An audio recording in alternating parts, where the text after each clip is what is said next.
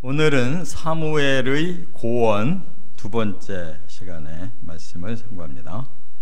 고원이라는 말은 쓴소리를 한다, 그런 뜻이에요.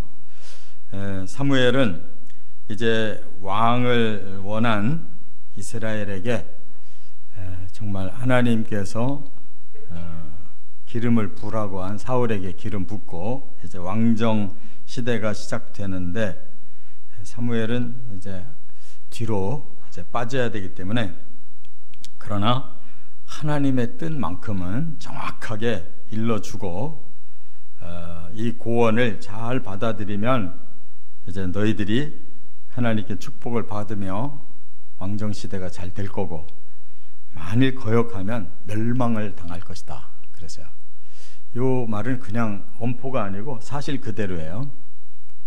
다윗처럼 왕정 시대를 잘 끌고 가면 아주 나라를 하나님께서 축복하셔서 모든 면에서 부흥하고 또 건강한 나라가 됐고, 또 너희가 여호와를 뜻을 버리면 하나님이 너희를 멸망시킬 거다 하는 말씀대로 그 후로 계속 타락해가지고 결국 두 나라로 쪼개졌다가 두 나라가 다 제국, 그 주변의 제국에 의해서 다 멸망당했어요.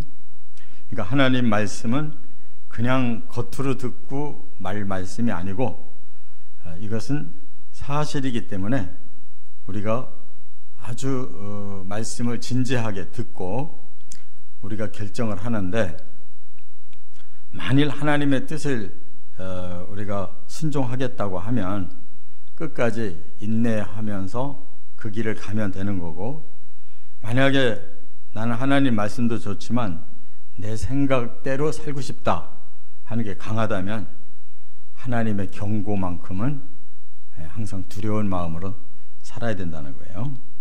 그래서 하나님 앞에 돌아올 기회를 얻으면 그래도 실패는 아니고 또 하나님이 다시 우리를 돌이켜서 사용하시는 것입니다. 오늘 본문에 보면 이제 세 가지를 가르쳐 주셨는데, 첫째는 16절부터 18절에 보면 재해를 보고 깨달아라, 이렇게 말씀했어요. 그러니까 하나님은 어떻게 우리들에게 당신의 뜻을 밝히시느냐 하면, 때로 우리가 하나님의 경고를 잘 깨닫지 못하고 계속 잘못된 방향으로 가면 하나님이 하시는 경고의 방법은 재해라는 거예요. 재해. 이 재해라는 것은 바로 이런 자연 현상을 통해서 재앙을 내린다, 그 말입니다. 그래서 사무엘에게 그들 앞에 한번 재해를 보여줘라, 이렇게 사무엘에게 하나님이 말씀을 하셨기 때문에 그것을 한번 보여주시는데, 그때가 밀베는 때다 그랬어요. 그러니까 6월 7월이에요. 그때 이제 곡식을 추수하는 때인데, 하나님의 말씀을 계속 거역하면 너희들에게 어떤 재해가 일어나는지 보여주겠다 하면서 이제 사무엘이 하나님 앞에 기도를 하자 갑자기 우레와 비가 쏟아졌다 그랬어요. 지금 막 추수를 거둬들일 때인데 우레와 비 그러면 그냥 뭐 적당히 오는 비가 아니에요.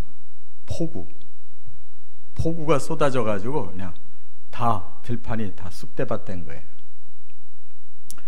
그래가지고 이스라엘 백성들이 그것을 현장에서 두 눈으로 보고 깜짝 놀라고 두려워서 떨었다, 그 말이에요.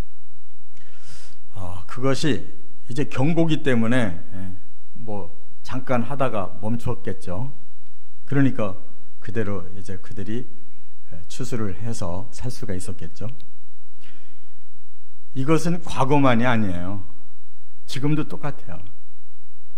우리 사람들은 우리가 자연 세계를 우리 마음대로 다 이렇게 변경시키고 원하는 대로 이렇게 발전을 시킬 수 있을 것 같아도 이 자연 세계는 우리가 못 바꿔요. 하나님이 창조하셨고 최적의 그런 조건으로 우리 사람들에게 복을 받으며 살 수 있도록 자연 환경을 만들어 주신 건데, 사람들이 죄 짓고 지금까지 인류 역사가 문명이 발달해서 6,000년이 왔어요. 이 6,000년 동안 한 번도 사람들이 이 지구 환경을 임의로 바꾼 적이 없어요. 항상 하나님의 그 재앙의 경고는 지금까지 그대로예요. 어떤 나라가 그 폭우를 바꾸는 나라가 어디 있어요? 이렇게 뜨겁고 또 이렇게 폭우가 내리고 폭설이 내리고 이런 자연의 재앙이 일어나면 사람은 꼼짝도 못하는 거예요. 그런데 여전히 교만해가지고 다른 지혜를 가지고 지식을 가지고 뭐 고층 빌딩 짓고 또 뭐 산속에서 막 희귀한 물질을 발견해서 막 파내가지고 그런 걸로 막 이제는 굉장히 첨단의 그런 과학 기술을 발휘하고 있지만, 그거는 사람들이 그냥 비비적거리는 정도지 하나님의 이 절대 이 자연 세계의 창조물은 사람이 못 건드려요. 그러니까 결국은 다 우리가 부서뜨리기만 하는 거예요. 하나님이 만드신 아름다운 창조 세계를 결국 사람의 욕망으로 자꾸 건드려서 다 망가뜨린 거예요. 그렇기 때문에 이제는 뭐 하나님이 재앙을 안 내리셔도 저절로 이 자연의 재해는 저절로 일어나고 있어요. 이것을 사람들이 정말 겸손하게 우리가 하나님의 피조물이고 우리 보고 이 세상을 잘 다스리라고 말씀하신 그 창조주의 뜻을 우리가 생각한다면 이거 엄청난 죄를 진 거잖아요. 이거 빼도 박도 못할 죄를 짓고 요대로 가면 우리는 멸망을 당하잖아요. 그런데 거기서 우리를 빼내가지고 크게 우리에게 벌 안 주고 빼내서 구원시키겠다는 거예요. 천국을 주시겠다는 거예요.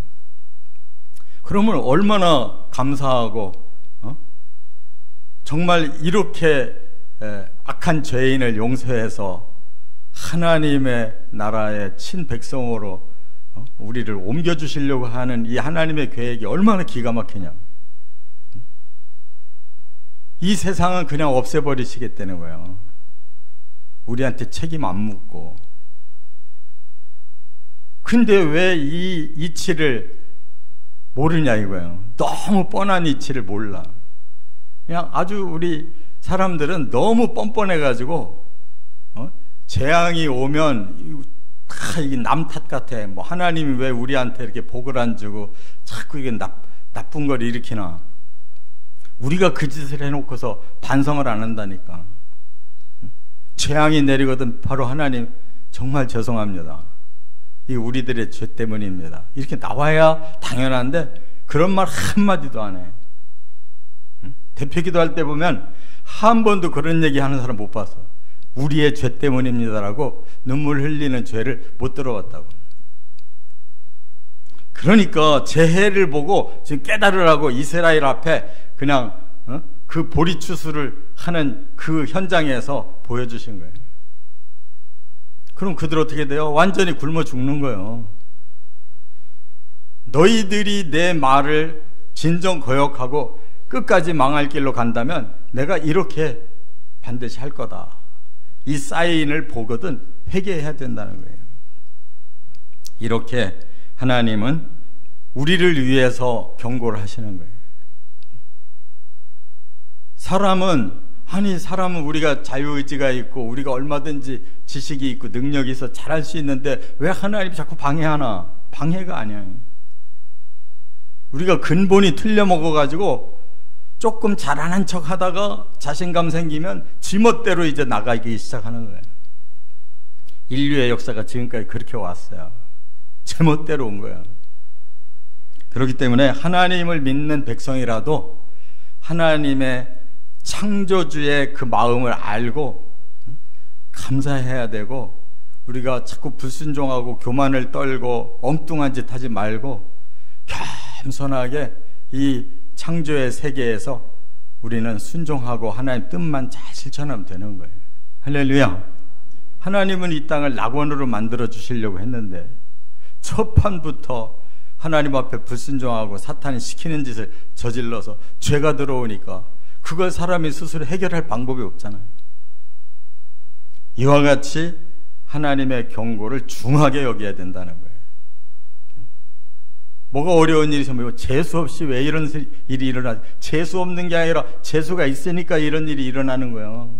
그래서 깨닫고 회개하고 변화되라고. 우리는 하나도 변화 안 되면서 재수 없는 게 아니라 우리가 변화돼야 재수가 있는 거예요. 두 번째, 19절, 지은 모든 죄를 회개하라 라고 말씀하는 거예요. 19절에 모든 백성이 사무엘에게 이르되 당신의 종들을 위하여 당신의 하나님 여호와께 기도하여 우리가 죽지 않게 하소서. 우리가 우리의 모든 죄에 왕을 구하는 악을 더하였나이다. 왕을 세워주세요 하고 막 데모를 해놓고 이제서 우리가 왕을 구하는 것이 죄였습니다. 그런데 우리는 감히 하나님 앞에 기도할 마음도 못 먹겠으니 당신의 하나님을 당신께서 기도해다 주십시오. 사무엘의 하나님은 우리 하나님이지. 근데 요럴 때는 또 감히 우리 하나님이라고 말을 못 하겠다는 거예요. 두려워서. 굉장히 사람들이 약아요. 지가 피하고 싶은 건 다 피해. 회개라는 거는 자신이 직접 하나님 앞에 엎드리는 게 회개지, 뭘 중보 기도해달라는 게 무슨 회개야. 중보 기도는 회개가 아니에요. 우리가 직접 하나님 앞에 엎어져서 뭘 잘못했는지, 어떤 용서를 구하는지를 확실하게 하는 게 그게 회개예요. 그 회개를 가지고 예수님이 중보해 주는 거지. 회개 안 하는데 어떻게 중보를 해? 그러니까 하나님의 방법은 이 창세기부터 계시록까지가 똑같아요. 구약 시대에도 바로 이렇게 진정으로 사람들이 어떤 죄를 졌는가를 깨닫고 하나님 앞에 그 죄를 고백하고 용서를 구할 때 하나님이 용서하셨어요. 광야에서도 그렇게 용서받고 살아났잖아요. 가나안 땅에서도 그렇게 지금 용서하시고 다시 회복시키려고 하신다 그 말이에요. 하나님이 지금 뭐 제사를 강조하고 있어요? 아니잖아요. 그러니까 우리는 우리의 양심이 하나님의 율법을 놓고 내가 이렇게 순종하는 게 올바른 삶이구나라고 항상 고백하고 그 올바른 법을 알고 그대로 살려고 노력하다 보면 죄를 짓게 되면 죄를 깨닫게 되는 거예요. 그 용서를 구하게 되는 거라고. 그런데 율법을 덮어놔 버리면 이게 죄를 짓는 건지 아닌지를 몰라요. 그래서 항상 자신의 의의를 드러내게 돼 있어요. 이만하면 나도 열심히 잘 믿고 하나님 기쁘게 해드리고, 나만큼 잘 믿는 사람 없어, 나만큼 헌금하는 사람 없더라고, 이렇게 마음보를 가지면 회개가 안 나오는 거예요. 계명을 날마다 읽어봐요. 회개 안 하게 생겼나? 응? 마음으로 별짓 다 하고 살면서 겉으로 들키지 않았다고 나는 떳떳하다? 하나님의 지금 사진은 다 그게 여실히 다 지금 찍혀 있는데 어떻게 그게 나는 떳떳하다라고 말하냐고. 진정한 회개를 하고 짚고 넘어가야 되는 거라니까. 회개는 너나 나나 할 것도 없이 우리 모든 사람들의 그 속에 지은 죄들이 엄청나. 하나님 앞에 정말로 모든 죄를 회개하는 것이 그게 우리들이 해야 될 급선무라. 걸러서 하는 게 아니고 모든 죄. 그래, 모든 죄를 회개하려면 우리가 그 죄명을 깨달아야지 할 수가 있는 거지. 날마다 우리가 읽어보자고. 십계명 읽어보자고. 날마다 회개해야 될 일이 있어. 그런데도 굉장히 교만하게 이렇게 우리가 살고 있기 때문에 회개가 없이 계속 이게 누적되니까 사람이 점점 타락하는 거예요. 예수 처음 믿고 주일 성수해야 됩니다. 예전에 목사님들은 아주 무섭게 얘기해요. 주일 성수 안 하면 죄 짓는 거라고 분명하게 가르쳐주니까 예수 처음 믿고 주일 어쩌다가 한번 처음에 범하게 됐을 때 아주 굉장히 두려워했거든. 그러다가 또 그럴 일이 생겨서 2번, 3번 주일을 빠졌는데 아무 일 안 일어나니까 그냥 이건 엄포구나. 세상 일을 하려면 할 수 없지. 그럼 들쑥날쑥 하는 거야. 어쩌다가 아주 어려운 일이 생겨서 11조를 못했는데 그때는 무지문정이 두려웠는데 그 후로도 어려운 일이 생겨 2번, 3번 빠지다 보니까 아무 일 안 일어나나. 그것도 너무 엄포를 놓는 거구나. 신앙생활 어떻게 철저히 어떻게 할 수 있어? 이렇게 다 타협해버렸다고. 온전한 11조 못하는 사람이 평생 그렇게 해놓고서도 나는 평생 11조 하면서 살았습니다. 평생 떼먹었는데 어떻게 평생 11조를 했냐고. 11조라는 건 하나님이 주신 수익의 10분의 1을 하나님 앞에 드린 건데 그렇게 했냐고. 그러면서 사람들은 굉장히 당당하게 생각해요. 회개라는 것은 그 모든 걸 다 하나님 앞에 엎드려서 인정하고 고백하고 용서를 구하는 거라. 다시는 그 죄를 짓지 않겠습니다. 그러고 죽으라고 실천해야 되는 거예요. 그래서 여기 지금 이스라엘 백성들은 말로는 우리가 왕을 달라고 하는 범죄를 저질렀습니다라고 사무엘 앞에서 고백하면서 중보기도 해달라고 했지만 이건 말뿐이었어요. 하나도 안 바뀌었다. 역시 그대로 왕을 원하고 있었던 거예요. 진짜 회개는 뭐예요? 왕제도 우리가 원하지 않겠습니다 하는 거지. 그게 회개지. 왕제도가 범죄라는 거 알면서 실컷 회개해놓고 왕제도는 그대로 나갑시다 그러면 그게 무슨 회개예요? 우리가 이렇게 산다니까. 그냥 형식적으로 찔끔 회개하고 그대로 살려면 할 수 없어 하고 그냥 밟고 나가. 그 다음에 또 그 짓하고 또 그 짓하고. 그건 회개가 아니에요. 회개는 예수님 말씀대로 범죄한 여자를 앞에 놓고 내가 너를 정죄하지 않겠다. 용서하겠다. 다시는 그 죄를 짓지 마라. 그 여자가 평생 무서웠을 거야. 죄 짓기가. 세 번째 20절부터 25절 여호와만 섬길 것을 결단하라 그랬어요. 여호와에게서 돌이키지 말라. 여호와 앞에서 돌아서는 일이 없어야 된다. 앞으로. 우상은 유익하지 못하고 구원을 못 주고 헛된 것이기 때문에 따르면 안 된다. 이것을 아주 마음에 결단하라는 거예요. 우상은 유익을 우리에게 못 준다. 우리를 구원하지 못한다. 그리고 모든 것은 다 헛되다. 그러므로 하나님만 바라봐야지 하나님에게서 돌아서서 우상을 섬겼다가는 용서 못 받는다. 그거였어요. 그래서 사무엘도 백성들 앞에서 약속했어요. 내가 결코 기도 쉬는 죄를 범치 않겠다.